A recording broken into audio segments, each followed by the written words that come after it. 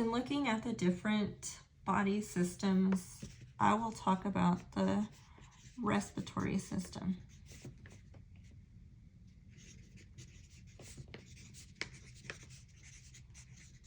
The respiratory system consists of an upper and lower respiratory tract. The upper consists of the mouth, nose, nasal cavity, the sinuses, pharynx, the larynx, and the ear, and the upper and the lower respiratory tract is divided by the epiglottis. The lower consists of the trachea, the bronchi, bronchioles,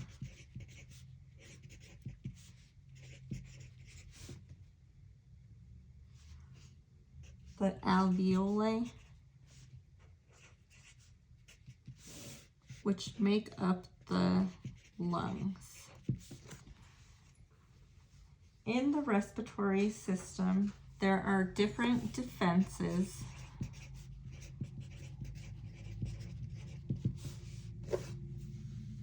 that help to defend against pathogens in the system.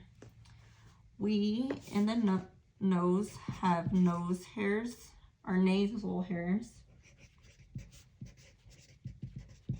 which help to protect us by filtering out microbes and dust particles so that they do not enter the respiratory tract. We also have cilia, which are hair-like projections that move to help with getting microbes out. There are also involuntary responses like coughing, sneezing, as well as swallowing.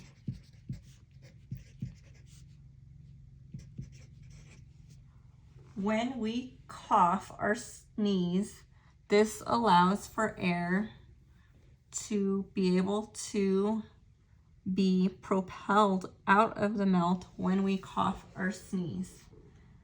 When we swallow, the drainage from the sinuses tends to be swallowed and later goes to the digestive tract, where all the acids in the digestive system can kill the pathogens.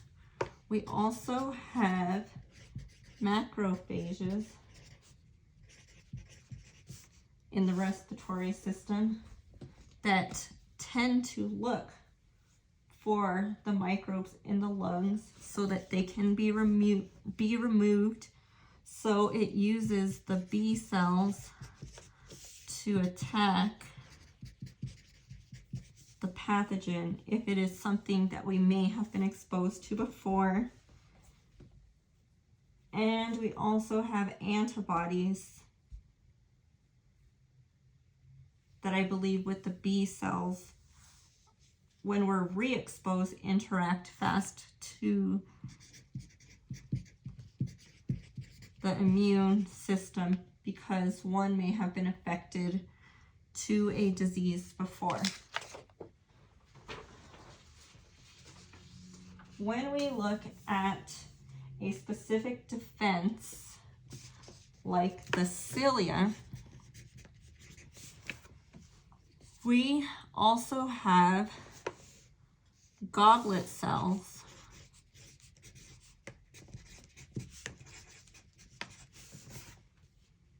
in conjunction with the cilia The goblet cells produce mucus,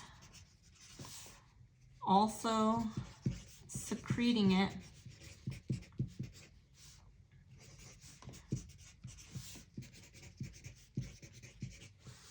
the mucus within the respiratory tract.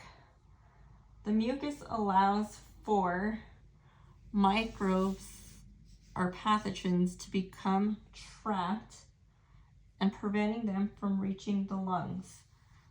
With the cilia moving in the respiratory tract, it tends to move just back and forth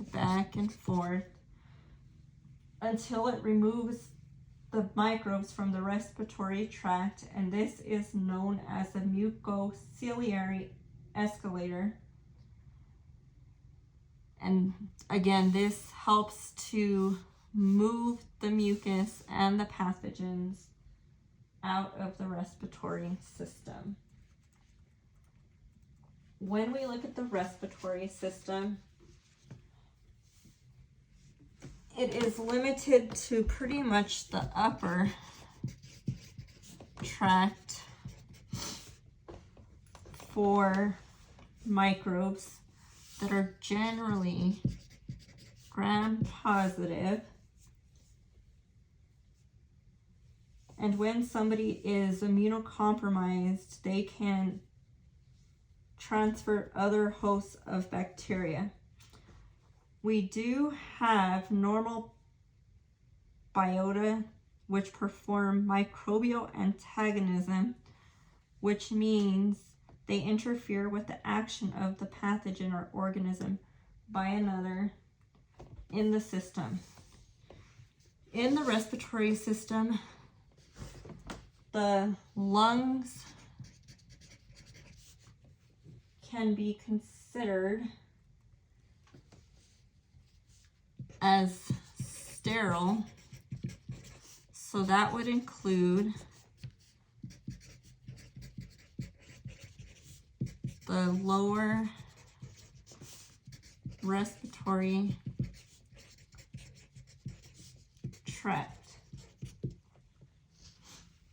in a healthy person. Some of the most common microbes that are in the upper respiratory are Staphylococcus, Streptococcus, and Hemiphilis.